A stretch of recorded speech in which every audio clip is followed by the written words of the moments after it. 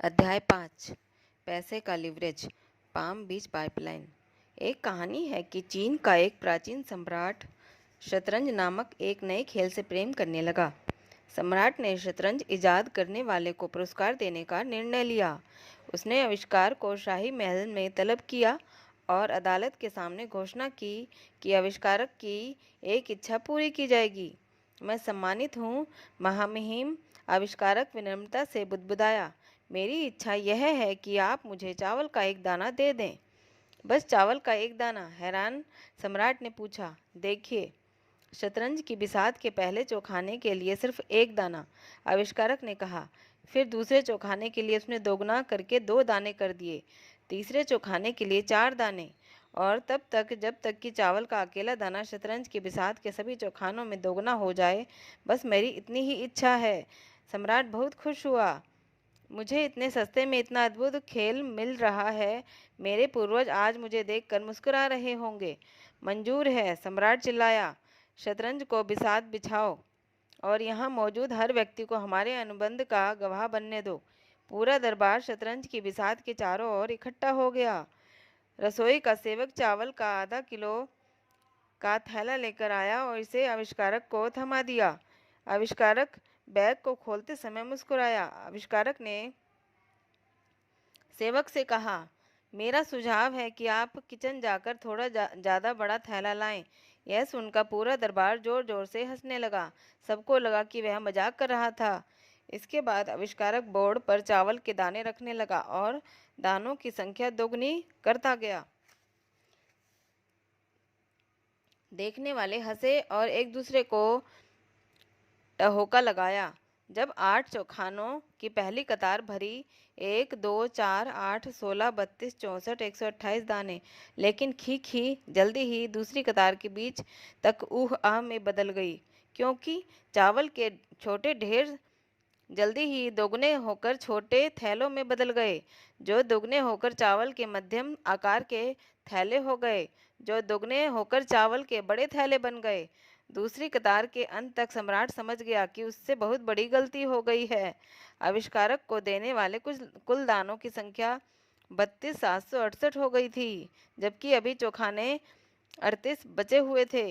सम्राट ने इस प्रक्रिया को बंद कर दिया और देश के सबसे समझदार गणितज्ञों को बुलाया। उन्होंने अपने अबेकस का सहारा लिया और स्लेट बोर्ड पर फटाफट निशान बनाए। काफ़ी मथापच्ची के बाद गणितज्ञ इस निष्कर्ष पर पहुंचे, अगर चावल का एक दाना 64 चौखानों वाली शतरंज की बिसात के हर चौखाने पर दोगुना होता है, तो आखिरी चौखाने में कुल 18 मिलियन ट्रिलियन चावल के दाने होंगे, जो संसार में उपलब्ध कुल चावल का 10 गुना है। सम्राट ने यह काम रोक कर आविष्कारक के सामने एक प्रस्ताव रखा, जिससे वह इनकार नहीं कर सकता था। अगर आविष्कारक सम्राट को उसके वादे से मुक्त कर देता है, तो आविष्कारक को देहात में एक जायदाद दे दी जाएगी, जिसमें सैकड़ों एकड़ उपजाऊ चावल के खेत थे। आविष्कारक खुशी खुशी मान गया। हर किसी ने आविष्कार के नाम पर जाम पिया और उसकी बुद्धिमत्ता तथा चतुराई की सराहना की। फिर वह खुशी खुशी अपनी जायदाद में ठाठ से रहने चला गया तथा कई कई साल तक सुखपूर्वक जिया। दोगुना करने की अवधारणा संसार का 8वां चमत्कार। सम्राट और आविष्कारक की कहानी हमें बताती है कि दोगुना करने की अवधारणा में कितनी शक्ति होती है। यह अवधारणा तब से मौजूद है जब से पहले बैंक ने किसी जमा पूंजी पर पहले दौलतमंद व्यापारी को ब्याज दिया था। इसलिए यह अवधारणा समय के इम्तिहान में खरी उतरी है और साबित हो चुकी है। आविष्कारक और सम्राट के गणितज्ञ संभवतः पहले लोग थे जिन्होंने डुप्लीकेशन यानी दोगुना करने की शक्ति को पहचाना, लेकिन वे निश्चित रूप से ऐसा करने में आखिरी लोग नहीं थे। सदियों बाद अल्बर्ट आइंस्टीन नामक एक और मशहूर गणितज्ञ ने डुप्लीकेशन या चक्रवृद्धि की जबरदस्त शक्ति को पहचाना और इसे संसार का 8वां चमत्कार कहा। दोगुने की अवधारणा दौलत निर्माण की उत्तम आधारशिला है। मैं इसे पाम बीच पाइपलाइन कहता हूँ। यह नाम फ्लोरिडा की वैभवशाली जगह का है, जहाँ संसार के सैकड़ों सबसे अमीर वारिस अटलांटिक महासागर के निकट की जायदादों के स्वामी हैं। पाम बीच में अमीर लोगों को पैसों की खातिर काम नहीं करना पड़ता, वे पैसे से अपनी खातिर काम करते हैं। कैसे? वे विरासत में मिली भारी दौलत का निवेश पाइपलाइनों में कर देते हैं, जो हर साल भारी मुनाफा देती रहती है, चाहे निवेशक काम करे या ना करे। पाम बीच पाइपलाइनों को दोगुना की अवधारणा से ईंधन मिलता है। इसका मतलब है कि खुशकिस्मत वारिस विलासी जीवन शैली का आनंद ले सकते हैं और इसके बावजूद ज़्यादा अमीर बन सकते हैं, यानी केक खाओ भी और अपने पास रखो भी। 72 का नियम, अमीरों का नियम। अमीर लोग ज़्यादा अमीर कैसे बनते हैं, यह समझने के लिए 72 के नियम पर नज़र डालें। यह दौलत बनाने वाली विलक्षण अवधारणा है जिसे विश्व के शीर्ष निवेश ब्रोकर अपने अमीर ग्राहकों को सिखाते हैं। 72 का नियम यह हिसाब लगाने का आसान फार्मूला है कि कोई निवेश कितने सालों में दोगुना होगा। यह इस तरह काम करता है। दोगुना करने की अवधारणा या 72 का नियम। अपने निवेश पर वार्षिक ब्याज दर का पता लगाएं। 72 में से ब्याज दर को विभाजित करें। परिणाम से आपको पता चल जाएगा कि आपका निवेश कितने सालों में दोगुना होगा। मिसाल के तौर पर आइए मान लेते हैं कि एक वारिस किसी स्टॉक में $1,00,000 का निवेश करता है, जो प्रतिवर्ष 10% मुनाफा देता है। यहाँ 72 के नियम का उदाहरण देखें। 72 के नियम का उदाहरण: $1,00,000 का मूल निवेश, 10% वार्षिक प्रतिफल, 72 में 10 का भाग 7.2 वर्ष। $1,00,000 7.2 वर्षों में से $2,00,000 बन जाएंगे।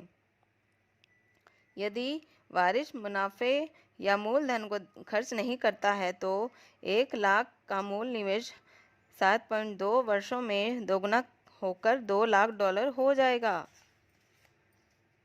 14.4 वर्षों में $4,00,000, 21.6 वर्षों में $8,00,000 और 28.8 वर्षों में $1.6 मिलियन आदि। जैसा आप देख सकते हैं, पैसे को जितने ज़्यादा समय तक चक्रवृद्धि होने दिया जाता है, पाइपलाइन का आकार उतना ही ज़्यादा बड़ा होता जाता है। चक्रवृद्धि की शक्ति की लीवरेजिंग करके जो लोग विरासत में $1,000,000 की संपत्ति पाते हैं, वे शाही ढंग से जी सकते हैं और अपने बच्चों के लिए उससे भी ज़्यादा संपत्ति छोड़ सकते हैं। चक्रवृद्धि का जादू ही एक वह कारण है जिसकी बदौलत Kennedy, Dupont, Firestone, Ford, Rockefeller और गेंटी नामक हजारों वारिस जीवन भर विलासिता में जिएंगे, फिर भी उनकी दौलत कभी भी नहीं सूखेगी। वास्तव में उनकी बाल्टी कभी नहीं सूखती है, क्योंकि पाइपलाइन दशकों तक लगातार काम करती रहती है। या जैसा यूरोप में रॉथस्चाइल्ड वारिसों के मामले हैं, जो 2 सदियों से ज़्यादा समय से संतान और पैसा। सौभाग्य से पैसे की लीवरेजिंग वाली पाइपलाइनें केवल अमीर लोगों के लिए सुरक्षित नहीं है। सामान्य लोग भी दोगुने की अवधारणा का लाभ ले सकते हैं। जैसा हम मार्गरेट ओ डॉनेल के उदाहरण से जानते हैं, केवल वेतन वाले स्कूल टीचर जिन्होंने शेयर बाजार में अपने पैसे की लीवरेजिंग करके कई $1,000,000 जमा कर लिए थे। तो सामान्य लोग अपने पैसों की लीवरेजिंग करके दीर्घकालीन पाइपलाइन कैसे बना सकते हैं? इस प्रश्न का जवाब देने का सबसे अच्छा तरीका आपको माइकल जे सेल्स के किड्स एंड मनी नामक शक्तिशाली छोटी पुस्तक के बारे में बताना है। वास्तव में इस पुस्तक की पीपल एंड मनी शीर्षक दिया जा सकता है क्योंकि सेल्स के बताए सिद्धांत बच्चों और बुजुर्गों दोनों पर लागू होते हैं। वॉल स्ट्रीट के पूर्व ब्रोकर सेल्स 4 संतानों के पिता हैं। वह सलाह देते हैं कि बच्चों को ज़्यादा जिम्मेदारी से पैसे का प्रबंधन करना सिखाने के लिए एक आसान सिस्टम पर चलना चाहिए। वे यह सुझाव देते हैं कि अभिभावक प्लास्टिक के 3 जार लें। वे पहले जार पर खर्च करें और दान दें, लेबल लगाएं। दूसरे जार पर गवाएं लिखें और तीसरे जार पर निवेश करें लिखें। जब माता पिता अपने बच्चों को सप्ताह के लिए उनका जेब खर्च दे तो वे पैसे को 3 जारों में बराबर बराबर बांट दें।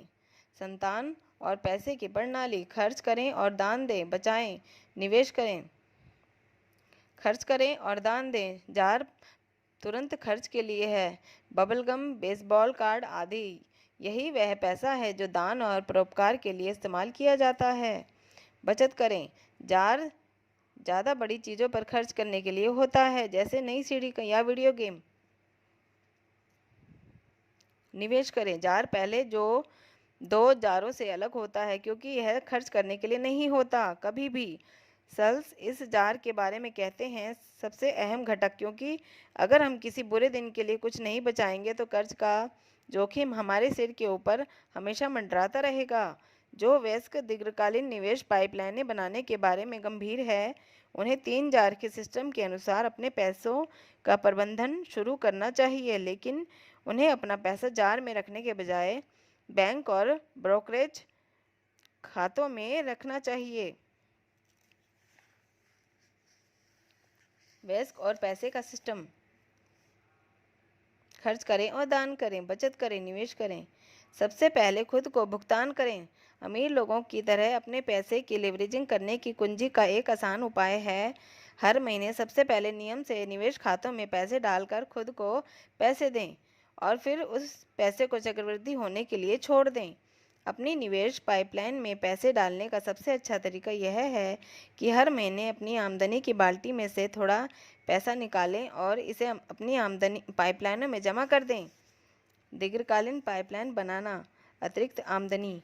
सामान्य लोग किस तरह मिलेनियर बनते हैं? बड़ी बुरी बात थी कि हम अमीर अभिभावक चुनने में सक्षम नहीं थे। अगर ऐसा होता तो हमें अनिवार्य बचत योजनाओं और वेतन की स्वचालित कटौतियों की चिंता नहीं करनी पड़ती। लेकिन सच तो यह है कि अमेरिका के बहुसंख्यक मिलेनियरों को दौलत विरासत में नहीं मिली थी। आंकड़े बताते हैं कि 5 में से 4 मिलेनियरों को $10,000 से ज़्यादा की विरासत नसीब नहीं हुई थी। मिलेनियर बनने के लिए उन्होंने तो बस रॉकेफेलर और कैनेडी की निवेश रणनीतियों की नकल की थी। संक्षेप में कहा जाए, स्वनिर्मित मिलेनियरों ने अपने पाम बीच पाइपलाइनें बनाने के लिए अपने पैसे की लीवरेजिंग की। कैसे? 3 जार के तंत्र का इस्तेमाल करके। वे अपनी पूरी आमदनी खर्च करने के बजाय उसका एक बड़ा हिस्सा निवेश जार में अलग रख देते हैं और इसे साल दर साल चक्रवृद्धि होने देते हैं।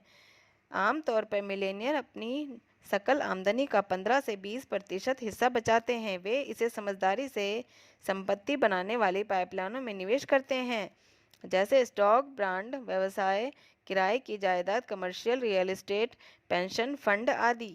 इसलिए ज़्यादातर मिलेनियरों 50-60 की उम्र तक मिलियनियर डॉलर की लकीर नहीं छू पाते। चक्रवृद्धि को तेज रफ्तार पकड़ने में दशकों लग जाते हैं। $10,000 10% मुनाफे पर 7 साल बाद दोगुने होकर $20,000 हो जाते हैं, लेकिन 50 साल में से 7 बार दोगुने होंगे और लगभग $1.3 मिलियन बन जाएंगे। चक्रवृद्धि की शक्ति। अगर आपके पास पैसे नहीं हैं तो आपको लेवरेजिंग करने के लिए क्या करना होगा? क्या मिलेनियर बनना बेहतर नहीं होगा? आप जानते हैं आप बन सकते हैं, और ऐसा करने के लिए आपकी लॉटरी लगने की ज़रूरत नहीं है। मिलेनियर क्लब कभी बहुत खास हुआ करता था।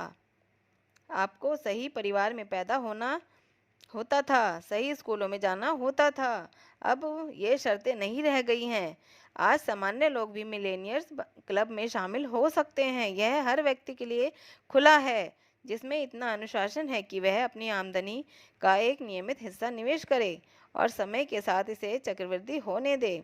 लेकिन आइए सच का सामना करते हैं, हर व्यक्ति अपनी रिटायरमेंट पाइपलाइन बनाने में 40-50 साल तक धैर्य नहीं रख सकता है, और रातों रात पाम बीच पाइपलाइन बनाने के लिए हर एक के पास पैसा भी नहीं होता है।